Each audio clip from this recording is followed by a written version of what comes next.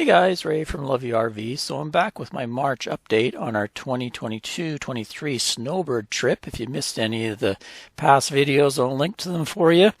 So when I last left you at the end of February, we had just arrived at Death Valley National Park here.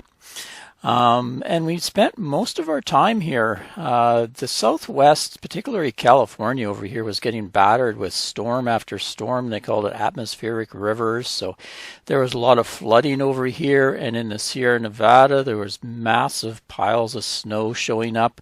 And even over here in Death Valley, we got some pretty wild weather, although we didn't get near the rain totals or anything like that.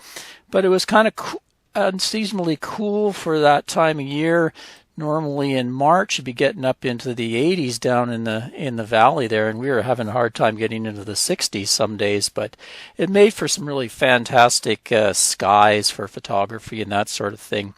So we stayed down here at Furnace Creek where we had arrived in the last video.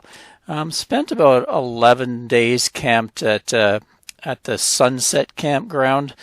Across from Furnace Creek. There's a full hookup park over here, but there's also the Sunset Campground that's $14 a night. It's nothing special.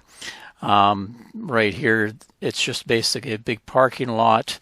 But there is this section here that they had opened up for non-generator use, and it was kind of nice because not many people came into that area. They mostly stayed in the main area here so they could run their generators. So we stayed there for 11 days and explored the park. Then we headed up a little bit up this Highway 190 going towards Nevada. Just kind of go up here right into an area that had a free camping area called The Pads. There you can see Desert Campsite The Pads. And it's really an old abandoned kind of mining community.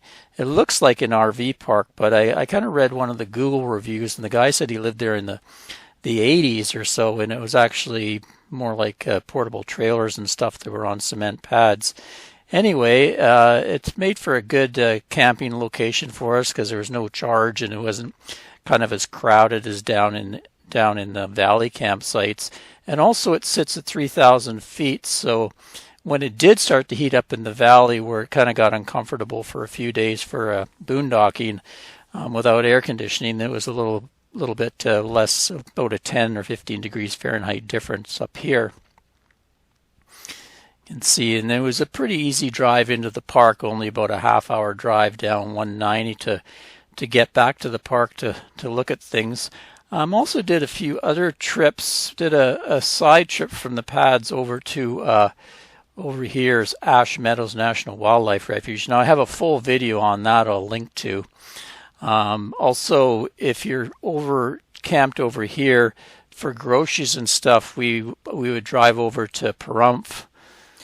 Yeah, so over here is where we were camped, and it's about an hour drive or so over to Pahrump, and they had Albertsons and Walmart, that sort of thing, so we could go over there and get groceries and also fuel up. But if you're looking for a fuel and you're in Death Valley, it's probably worth the drive out because the Death Valley diesel was running almost $8. But I found there's a casino that's not far. Once you get out of Death Valley Junction, if you go up 7 miles, up right in here, there's a casino. And Long Street Casino and RV Resort. There's an RV park at the back, and I guess you can also dry camp maybe in front. But they had a pretty new pumps and propane. So I filled my 30-pound propane was $28, and the fuel was at the time was $4.49 a gallon for diesel versus $7.79 in the park. So it was worth fueling up there, and that's actually because that's in Nevada. You can see the California-Nevada state line. So there's a tip for you. Also about this pads, it is surrounded by BLM land, but you can see from this map it's actually private land. So I guess the landowner lets people camp there because there was a lot of campers coming and going, and I didn't see any signs saying no camping or anything. Although around this area there were some other campsites down some of these roads further away from the pads if you wanted to get a little more privacy. There was some other camps. Across the street was the wilderness area, and you can just see just down the road is the start of the Death Valley National Park on this side. So we enjoyed a good long stay here at Death Valley National Park, and in the last few days we've moseyed our way down Highway 127 towards Interstate 15 here, and we stopped off just before we got to the town of Baker, and just after Dumont Dunes. You can see right here, this is called Dumont Dunes, and it's a complex of sand dunes. It's run by the BLM, but it's mostly off-road vehicle areas for dune buggies and ATVs. I think you can, there's lots of places to camp close to the dunes. It's about $30 to buy a weekly dune pass, so you can camp there for 7 days for $30. But it really gets quite filled up on the weekends, especially the long weekends with, a lot of families and people come out with their ATVs and run all over the place and get quite noisy. There are times there's not too many people around, but you just have to kind of space your time when you're going to go. But what we did was move down the road a bit, and there's this big flat area, and I think it's Silurian Dry Lake. And it's just off the highway here. There's some entrances. Once you get on the dry lake, it's quite compact, and you can cruise out there. It's BLM land. You can see where people have gone out and camped. You can go actually right across over here and camp. It's got some pretty decent views of the mountains and that sort of thing. So spent the last few days here. Keep in mind it gets a little windy, but I do have some footage for you on the ground there, and also I have some footage on the pads. And of course I'll link to that Ash Meadows. I don't have any video footage from Death Valley, but I do, because I already did 7 videos last time, so I'll link to that post if you want to see any of the major attractions that I've already done. But I'll also give you a slideshow of photos to end this video. Anyway, that'll be it for March. We got 1 more month left before we have to get all the way back up to British Columbia. So we're going to kind of up to Vancouver Island again. So we're going to play it by ear and stay south until the weather starts to change. I don't want to go up too quick and just be in very cold weather, but it should start to warm up, so we'll make our way back up to Canada again. So stay tuned. Cheers, guys. So here's a look at our boondocking spot just out of Death Valley, maybe about 10-12 miles to the park entrance. A place called the Pads, or the Desert Pads, just not too far from the Nevada border off Highway 190, literally just off Highway 190. And it looks to be, maybe it was an RV park at one time, or they were going to build an RV park, because there's all these nice cement pads all lined up like it would be an RV park. See a bunch of RVs down there. It's a little bit busy because it's spring break. It's also kind of warm down in the valley. I think temps down there are getting up to 85, 90, whereas up here it's more like 70, 75, because this is at the 3,000 foot mark. But not much here as far as vegetation, mostly just creosote, the odd little cactus. Really nice mountain views though. And right that way, you go down and drop into Death Valley. So it's kind of at a little bit of a saddle up here, so it does get a bit breezy at times. You can get pretty strong winds through here. Just give you a look around. Good sunsets. Also great night skies, because there's really nothing around here. The closest town is not even a town. It's called Death Valley Junction, and it's about 10 miles away. And Pahrump is the nearest bigger town, but it's about 30 miles away, so not much light pollution up here at all, so the stars are amazing. Anyway, it's free camping.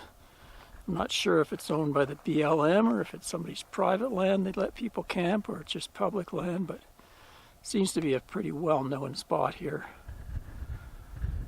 Good if you don't want to, or you can't get a place in Death Valley, or you don't want to camp down there. It's a little bit laid back up here, less people around, especially during the day.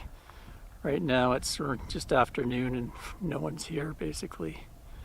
Most people go and do their touring of Death Valley. So I'll just hike back down off this ridge here and give you a closer look at the campsite itself.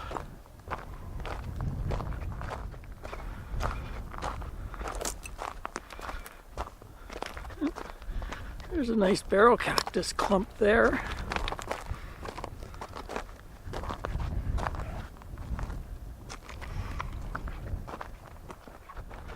There is some remnants of an old building over there. I don't know if this is maybe a mining operation or something. I see a lot of cars go by us and they end up over there, so enough of them are going to that spot that I think maybe there's a geocache over there people are going to get.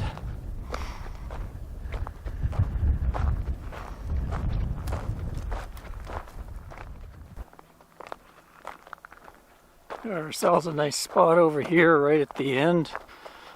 Kind of a big one away from most of the other ones. More of a square pad here. Even has a little fire pit someone built.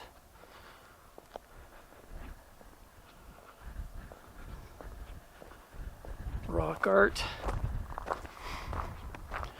One thing to note is the cell service is almost non-existent or super sketchy. Our phones aren't picking up anything, but we have the Starlink dish there, so we can get really good internet even here.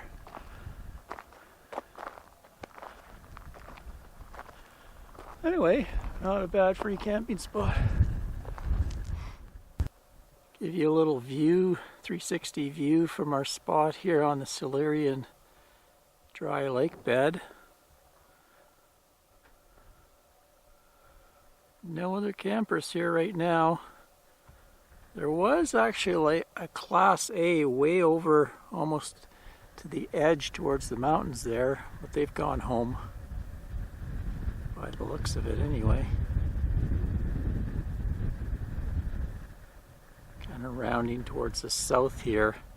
Off in the distance, kind of where that ridge is coming down, is Interstate 15 between Las Vegas and LA and the town of Baker. It's just kind of a crossroads, some gas stations and restaurants, that sort of thing. And then this is the highway that goes down to get to Death Valley. I think it's 127. Goes along there. So we don't hear too much traffic. Drove out here a fair distance. It's pretty hard ground. Sunk a little bit, tire tracks, but not much. And it's actually been wet lately too, so now we're coming back more towards the north. Just zoom in and you can see off in the distance is Dumont sand dunes, which is very popular with the ATV dune buggy crowd. It's run by the BLM. You can get a dunes pass, I think, for $30 or $40 for a week and camp there, but it's going to of course be very noisy on the weekends when they all come out, start blasting around. Anyway, not a bad spot. Spend a couple nights here.